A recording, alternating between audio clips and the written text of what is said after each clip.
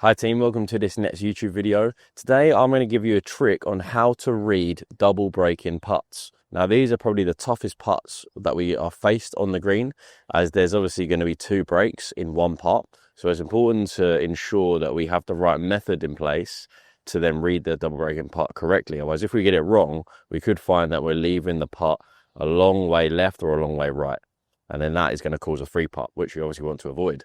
So let's find out how you can read a double break-in putt to really avoid them free putts. Right guys, just before we get into the video, if you can hit the subscribe button for me, that would be amazing. Really loving the support at the minute.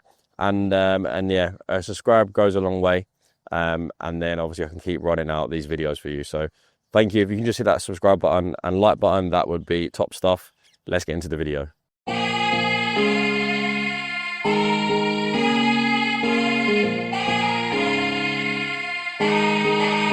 So I found a double break-in putt here on the par 3 course at Emirates Golf Club. And what I want to explain is firstly how I've seen that it's a double break-in putt without having a few practice putts. Firstly is going to be the different shades of colours that I'm putting through. So generally a good thing to understand when we're seeing if it's a double break-in putt is to see the shades that we're putting through. So there's going to be dark and light shades on the green. Dark is generally going to be where it's into grain, and light is going to be when it's down grain. So here I feel like the first bit of the putt is a bit darker, and when I'm looking down at the grass it's growing more into me.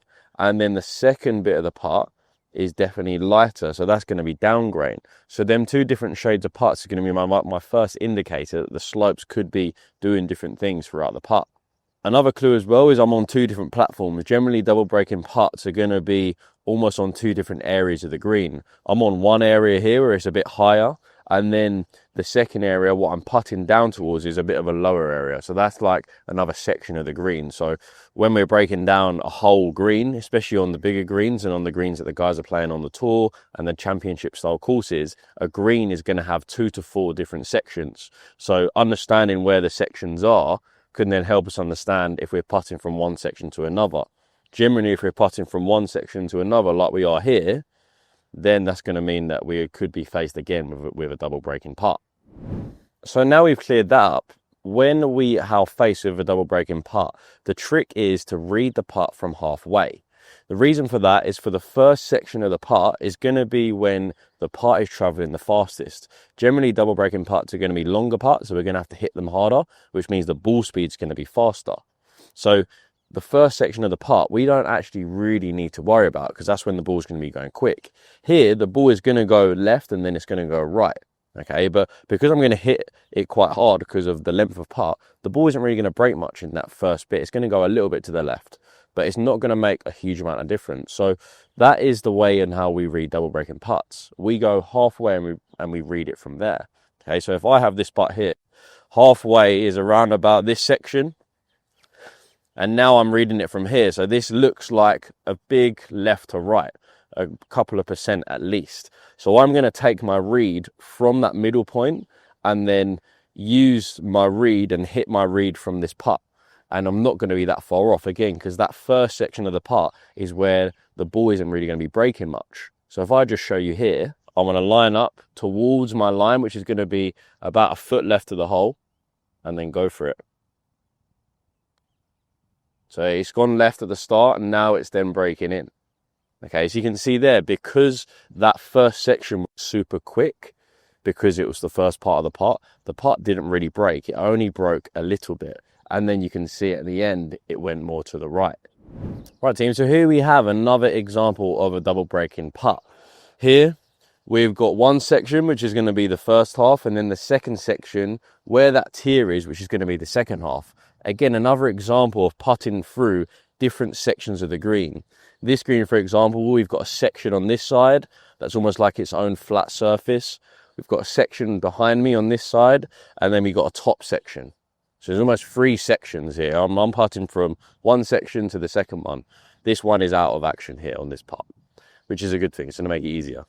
So here in this first section, it's going to try to go a little bit off to the right, just because it's going to try and veer into this section. Okay. Then at the end, it's going to turn around and go left. But because I don't really want to focus on the whole putt, I only want to go halfway, I'm going to walk about halfway, which is about 20 feet. This is about my 20-foot zone here, and I'm going to read my putt from here. When I'm reading my putt from here, I'm kind of then forgetting that the ball's going to go this way. Now I'm just seeing the ball go from right to left by, again, similar read to the last one on just a rough estimate here. Okay, so I took my read from halfway, which was again about half a foot to the right. I'm going to line my ball up, not worrying about that first section, just worrying about my read from the second section, which should be about here. Then I'm going to give it a go.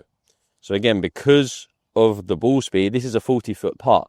So because of the ball speed that's going to come out from the putter face, it's not really going to get affected as much in the first pitch. So I don't really need to worry about it going right in the first section. So again, I'm going to take my read and then commit.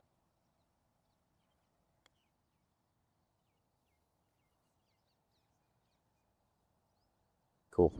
So there's a video there for you on double breaking putts. You can see it's actually not as confusing as it initially looks. When we're doing double breaking putts, it's important just to stand halfway and actually really forget about that first section. Because like I said, because of the ball speed that's coming off, it isn't really going to affect it much. If you do then have a shorter double breaking putt, then again, same rules applies. What you may notice about these double breaking putts is because they're actually going against each other, so one putt's going one way and then the other section of the putt's going the other way, it's almost balancing out into a fairly straight putt. Because again, if it's double breaking, you've got one side going right, one side going left, they're almost going to cancel each other out. So a double breaking putt, you might find people actually overread it just because they think it's going to move more than what it does, but really they're all actually going to be fairly straight. So team, thank you for watching that video on double breaking putts. If you can like and subscribe, that would be amazing. And again, like I said, every week I'm going to keep rolling out these videos. So any suggestions or anything you want to know about your putting, just drop a comment in the comment section below and I will roll the video out for you. Thank you for watching and I'll see you next week.